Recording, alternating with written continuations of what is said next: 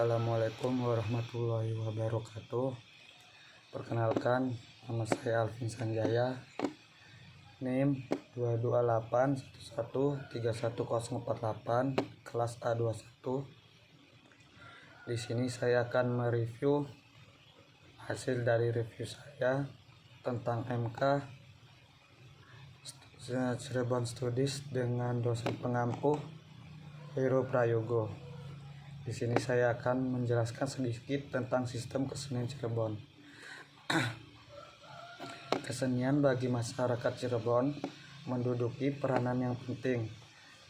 Persepsi tentang kesenian dibangun dari sistem pengetahuan bahwa kesenian itu tidak hanya sebagai tontonan, akan tetapi juga tuntunan. Jadi, kesenian itu tontonan tuntunan. Tontonan dalam konteks ini adalah sesuatu yang layak ditonton, dinikmati karena akan memberikan kenikmatan, kesenangan, dan kepuasan batin.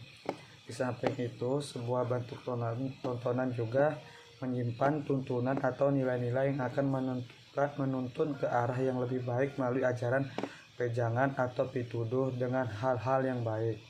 Oleh karena itu, maka kesenian bagi masyarakat Cirebon tidaklah cukup hanya berurusan dengan keindahan yang akan memberikan kenikmatan dan kepuasan batin, akan tetapi juga harus mengandung nilai-nilai ajaran yang bernilai luhur. A. Tari topeng. Tari topeng Cirebon berasal dari kata tup atau tutup. Kemudian kata ini ditambah suku kata eng sehingga menjadi tupeng, yang kemudian berubah menjadi topeng. Menurut Prof. Ride yang ditulis oleh Gos Haja Samotri, bahwa topeng berasal dari kata ping, peng, dan pung yang artinya melekat pada suatu dan ditekan rapat. Asal yang sama juga dapat ditemukan dalam kata tepung, taping, damping.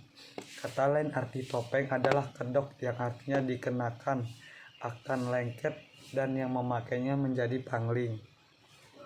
Sementara itu, yang menurut mitologi Cirebon, topeng yang sekarang diwarisi masyarakat Cirebon diciptakan oleh Sunan Panggung. Sunan Panggung ini diyakini sebagai Sunan Kalijaga. Tetapi, Badak Cirebon menyebut bahwa Sunan Panggung adalah putra Sunan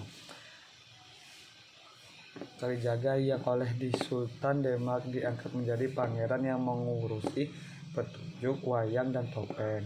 Sunan Panggung menurunkan keahliannya kepada Pangeran Bagus, dan tokoh inilah yang mengajarkan anak cucunya topeng dan wayang. Sintren. Dari segi asal-usul bahasa atau etimologi, sintren merupakan gabungan dua suku kata si dan tren. Si dalam bahasa Jawa berarti ia atau dia, dan tren berarti tri atau panggilan dari kata putri. Sehingga sintren adalah si putri yang menjadi pemeran utama dalam kesenian tradisional sintren. Berbeda dengan dua versi tersebut, ada suatu cerita logis yang dikemukakan oleh Kepala Dinas Pemuda, Olahraga, Kebudayaan, dan Pariwisata Cirebon, Dr. Haji Wahyu MPD, menceritakan asal mula lahirnya sintren merupakan kebiasaan masyarakat nelayan untuk menghilangkan kebosanan sembari menunggu kedatangan ayah mereka dari melaut. Namun, siapa yang menciptakan dan kapan pertama kali diciptakan tidaklah diketahui secara pasti. Pertunjukan ini kemudian berkembang di tempat-tempat lainnya yang memiliki kesamaan ekologi, yaitu masyarakat pesisir pantai utara.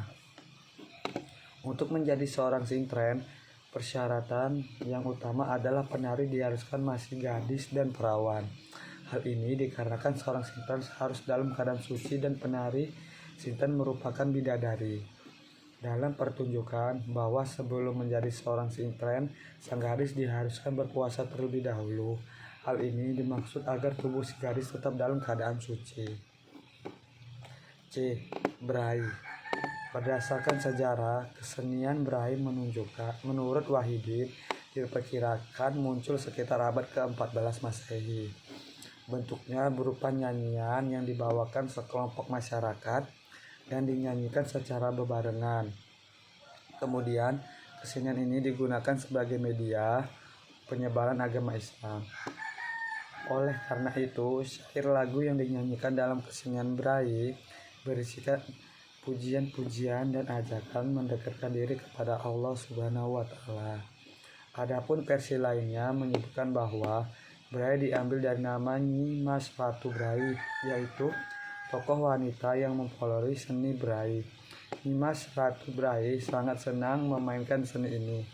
Bahkan diceritakan pernah dimainkan bersama Syekh Idofi dan juga Syekh Datuk Kafi di puncak Gunung Jati.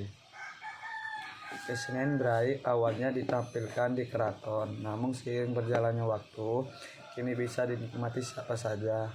Memasuki abad ke-19, kesenian tersebut telah banyak dimainkan di pesantren-pesantren di Cirebon sebagai seni hiburan oleh para santri, sehingga kesenian tersebut menyebar ke desa-desa di Cirebon. Pada perkembangan selanjutnya, seni Braille sering dimainkan oleh warga pada acara-acara keagamaan maupun syukuran. Contohnya pada tanggal belasan sampai 20-an bulan Muharram, malam Lailatul Qadar, Maulid Nabi, kelahiran bayi, selamatan di makam.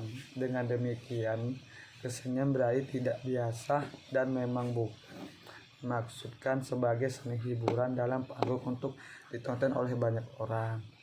Ronggeng Bugis. Lahirnya Ronggeng Bugis menurut penuturan narasumber dari kalangan keraton kesepuhan ada keterkaitan dengan sejarah awal berdiri kerajaan Islam di Cirebon pada tahun 1482 Masehi. Sunan Gunung Jati menyatakan kemerdekaan Kerajaan Cirebon dan lepas dari kekuasaan Maharaja Pakuan Pajajaran. Pada saat itulah Cirebon mempunyai pasukan Telik Sandi yang diberi nama Prajurit Sandi Juda. Dalam perkembangannya, tari Ronggeng Bugis sebagai pasukan Telik Sandi pernah digunakan untuk memata-matai aktivitas DI dan TII. Tari ini kemudian mengalami masa keyakuman hingga tahun 1990. Tahun 1990, Ronggeng Bugis kembali diperkenalkan kepada masyarakat Cirebon, tetapi bukan lagi sebagai pasukan Telik Sandi, melainkan bantuan sebagai salah satu jenis kesenian pertunjukan. Tarian ini kemudian mengalami perkembangan berarti karena telah terlibat aktif dalam penggelaran ketika Festival Keraton Nusantara 1 tahun 1904 dan FKN berikutnya dan ditampilkan dalam kegiatan duta-duta budaya. Kini tari Ronggeng Bugis dapat ditemukan di sanggar-sanggar tari yang ada di Cirebon. Itulah sedikit hasil paparan dari saya mereview tentang sistem kesenian Cirebon. Saya akhiri, wassalamualaikum warahmatullahi wabarakatuh.